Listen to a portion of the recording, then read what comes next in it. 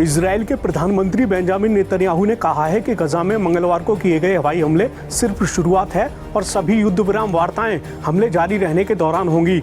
Netanyahu ने कहा कि इजराइल तब तक हमले करता रहेगा जब तक कि वो अपने सभी युद्ध लक्ष्यों को हासिल नहीं कर लेता, जिसमें हमास को नष्ट करना और इसके द्वारा बंधक बनाए गए सभी लोगों को छुड़ाना शामिल है। उन्होंने कहा, हमास द्वारा इससे पहले रिहा किए गए बंधकों से ये साबित हो गया है कि बंधकों को छुड़ाने के लिए सैन्य दबाव एक जरूरी शर्त है। नेतन्याहू ने कहा, हमास ने अन्य बंधकों को रिहा करने के लिए एक के बाद एक कई प्रस्तावों को ठुकरा दिया। पिछले 2 हफ्तों में इजराइल ने इस उम्मीद में कोई सैन्य कार्रवाई शुरू नहीं की कि हमास अपना रास्ता बदल देगा, लेकिन ऐसा नहीं हुआ। इजराइल ने अमेरिकी राष्ट्रपति ट्रंप के विशेष दूत स्टीव विटकॉफ के प्रस्ताव को स्वीकार कर लिया, जबकि हमास ने ऐसा करने से साफ इनकार कर दिया। इजरायली प्रधानमंत्री ने कहा, यही कारण है कि मैंने कल हमास के खिलाफ सैन्य कार्रवाई के नवीनीकरण को मंजूरी दी। इजराइल फिलिस्तीनी नागरिकों को निशाना नहीं बनाता, हम हमास आतंकवादियों को निशाना बनाते हैं। जब ये आतंकवादी नागरिक क्षेत्रों में घुस जाते हैं, जब वे नागरिकों को मानव ढाल के रूप में इस्तेमाल करते हैं, तो वे ही सभी अनपेक्षित हताहतों के लिए जिम्मेदार होते हैं।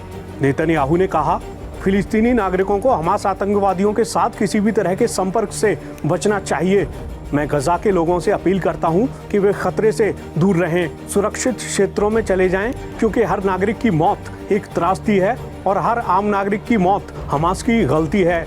नेतन्याहू ने इसके आगे कहा, मैं राष्ट्रपति ट्रंप को इजराइल के प्रति उनके अटूट समर्थन के लिए धन्यवाद देता हूं। अमेरिका के साथ हमारा गठबंधन पहले कभी इतना मजबूत नहीं रहा। जो लोग इजराइल की आलोचना करते हैं, उनसे मैं पूछता हूं कि अगर आतंकवादी आपके बच्चों की हत्या कर दें और उनका अपहरण कर लें, तो आप क्या करेंगे? आप वही करेंगे जो हम कर रहे हैं।